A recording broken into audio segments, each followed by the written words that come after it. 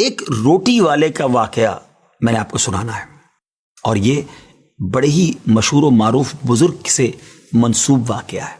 حضرت ابو بردہ رضی اللہ تعالیٰ عنہ راوی ہیں کہ حضرت ابو موسیٰ اشعری رضی اللہ تعالیٰ عنہ کی جب وفات کا وقت قریب آیا تو انہوں نے اپنے بیٹوں سے کہا کہ اے بیٹو، روٹی والے کو یاد رکھنا۔ پھر یہ واقعہ خود ہی بیان کیا کہ وہ روٹی والا کون تھا۔ آپ نے کہا کہ ایک شخص تھا جس نے 70 سال اللہ کی عبادت کی، بڑی عبادت کی، مگر 70 سال بعد جب وہ باہر آیا تو شیطان نے اس کو بہکایا اور وہ ایک عورت کے فتنے میں مبتلا ہو گیا۔ 7 دن اور 7 راتیں وہ اس عورت کے ساتھ رہا، غلط کام ہو گئے۔ اب اس کو پھر شرمندگی ہوئی کہ یہ میں نے کیا کیا، 70 سال عبادت کی اور یہ 7 دن اور 7 راتیں میں نے گناہ میں گزار دی۔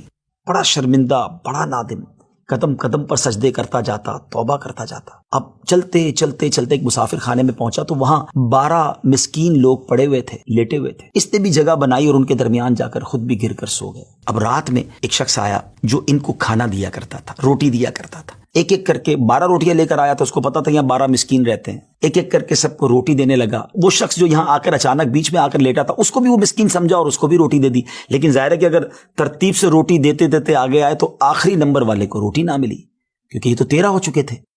تو بانٹنے والے سے اس مسکین نے کہا کہ تم نے آج مجھے روٹی کیوں نہیں دی؟ اس نے کہا میں نے تو سب کو ایک ایک روٹی دی، کسی کو 2 نہیں دی۔ کہا تم مجھے روٹی نہیں دے رہے ہو۔ بہرحال وہ ناراض ہو گیا کہ ٹھیک ہے، پھر تم اگر یہ سمجھتے ہو کہ میں بددیانتی کر رہا ہوں تو میں تمہیں کچھ بھی نہیں دوں گا۔ یہ کہہ کر وہ شخص تو چلا گیا، مگر وہ مسکین بیچارہ بھوکا رہ گیا۔ اب وہ شخص جس نے ابھی توبہ کی تھی، پہلے 70 سال کی عبادت بھی کی ہوئی تھی، اس کو خیال آیا کہ میری وجہ سے اس مسکین کو روٹی نہیں ملی ہے۔ بھوک اسے بھی بڑی تھی مگر اس نے وہ روٹی اسے دے دی۔ شدید بھوک لگی ہوئی تھی، رات بھر بھوک میں تڑپتا رہا اور اسی بھوک کے عالم میں صبح اس کا انتقال ہو گیا۔ حضرت ابو موسیٰ اشعری رضی اللہ تعالیٰ عنہ فرماتے ہیں کہ جب یہ شخص اللہ کی بارگاہ میں پہنچا نا تو ایک پلڑے میں اس کی 70 سال کی عبادت رکھی گئی اور ایک پلڑے میں وہ 7 دن اور 7 رات کے گناہ رکھے گئے۔ تو فرمایا کہ وہ گناہ جو تھے وہ 70 سال کی عبادت سے آگے بڑھ گئے، یعنی اب اس کے لیے گویا حکم ہو سکتا تھا کہ وہ جہنم میں جائے، مگر ان 7 دن کے گناہوں کے سامنے وہ روٹی رکھی گئی، اور اس روٹی کی برکت سے، کیونکہ وہ اخلاص کے ساتھ ایثار کی گئی تھی، مسکین کی مدد کی گئی تھی، وہ 7 دن کے بڑے بڑے گناہ معاف کر دیے گئے اور وہ جنت میں چلا گیا۔ پھر آپ نے اپنے بچوں سے کہا بیٹا روٹی والے کو یاد رکھنا۔ ناظرین، یہ واقعہ واقعی دلوں کے تار چھیڑ دیتا ہے۔ 2 باتیں سیکھنی ہیں کہ بعض اوقات کچھ لوگ کہتے ہیں یار میں نہیں بہک سکتا، میں تو بڑے اچھے ماحول میں ہوں۔ نہیں جناب، شیطان نے بڑوں کو بہکا دیا ہے۔ ہمیں اپنی صحبتیں اچھی کرنی ہوں گی، اللہ کریم سے شیطان کے مقابلے میں پناہ مانگنی ہوگی اور اپنے آپ سے ڈرتے رہنا ہوگا کہ نہیں میں بھی گناہوں میں مبتلا ہو سکتا ہوں، مجھ سے بھی کوئی بڑا گناہ کہیں نہ ہو جائے۔ توبہ کرتے رہیں، ڈرتے رہیں، خوف رکھیں اور اچھی صحبت اپنائیں۔